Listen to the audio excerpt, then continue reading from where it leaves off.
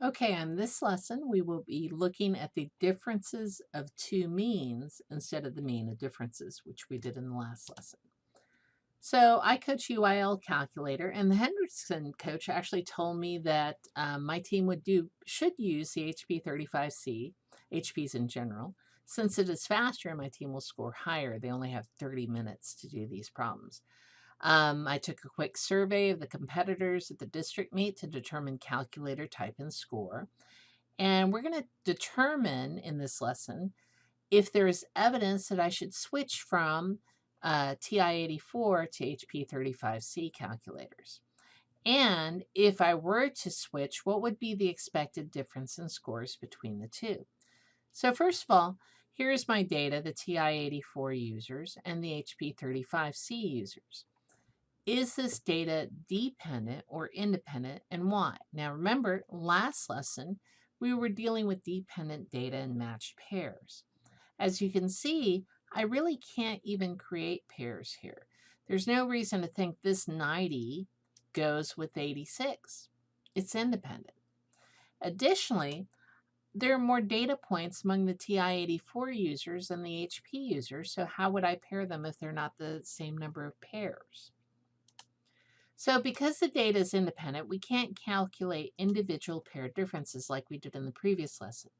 We can calculate the mean of each sample and compare mu1 and mu2, where mu1 is the mean of the first sample and mu2 is the mean of the second sample.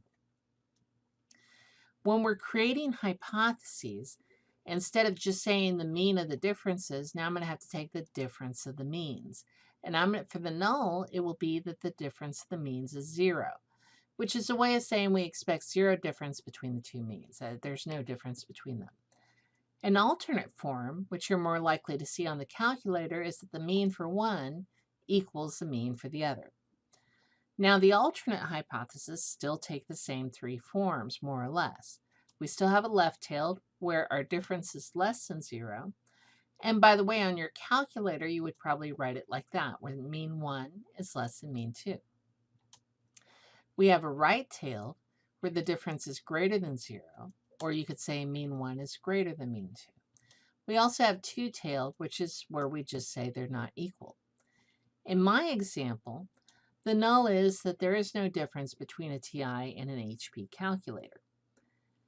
But in my alternate, what I'm trying to test is the TI lower than the HP, or the difference TI minus HP would be less than 0. So which sampling distribution should we use? We're going to use the student's t-distribution because we do not know the population standard deviation, which is sigma. To determine the degrees of freedom, DF, we can use one of two methods.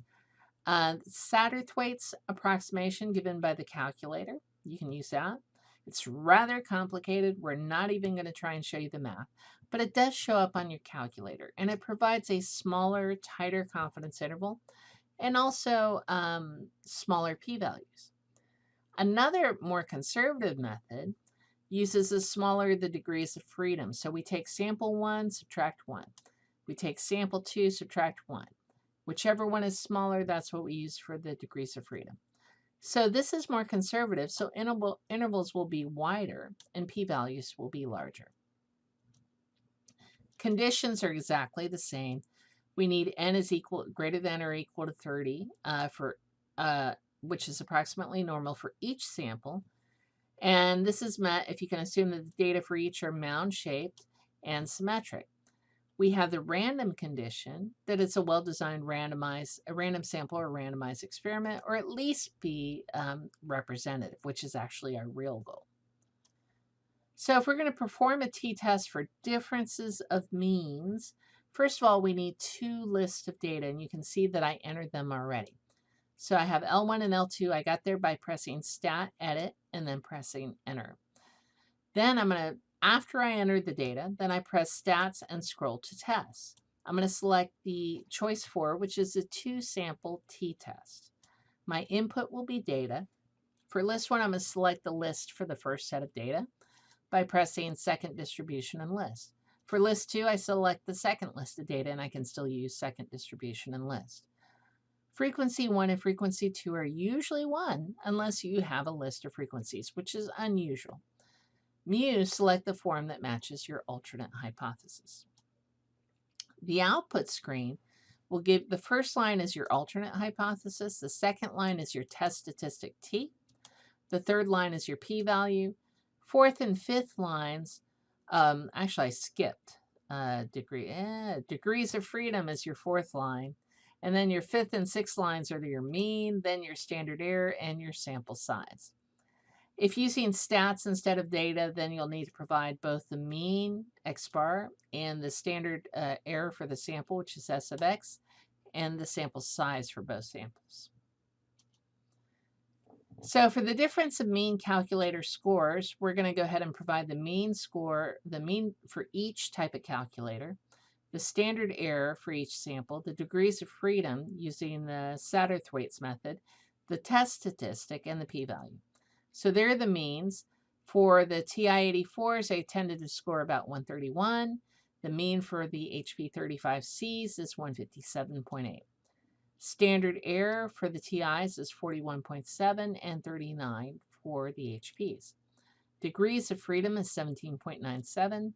Test statistic is negative 1.511, which is right up here. And my p-value is 0.0741.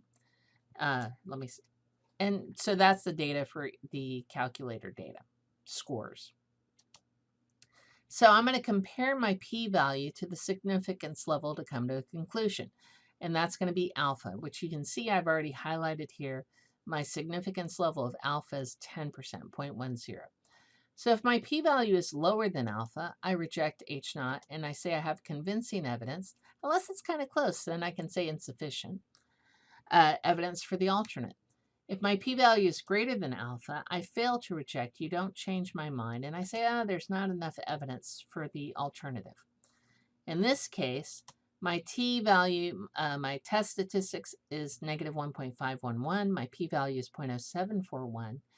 And since it's less than the alpha of 10%, I will go ahead and change my mind, reject H0 that there is no difference in scores, and say that there is sufficient evidence for HA that the HP scores better than the TI.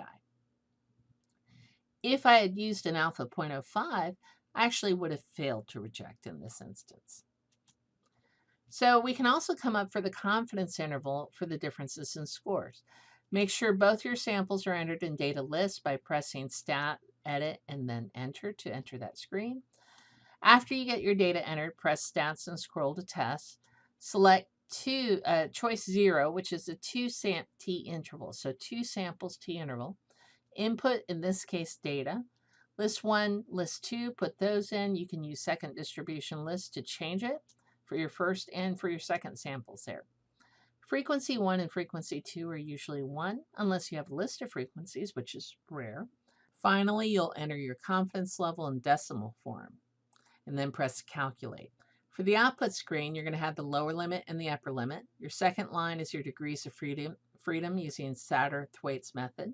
Third and fourth lines are the mean for each sample. Fifth and sixth are standard error for each sample.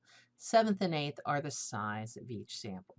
If you're using stats instead of data, you're pretty much doing the same thing as before with the test. You're going to have to provide the mean for each sample, the standard error for each sample, and the size for each sample. So we're going to go ahead and create and interpret a 90% confidence level and scores using the TI-84 and HB35C. So this is the output that we had from the previous screen. So I can say there's my confidence interval and scores. How do I interpret that? We are 90% confident that TI users scored between 57.5 points lower and 3.96 points higher than 35C users. Make sure you keep track of these signs. And see how I said lower on the 57.5 and higher for the 3.96 points? Because this interval includes 0, that means 0 is a plausible value, and we cannot conclude that there is a significant difference between both calculators.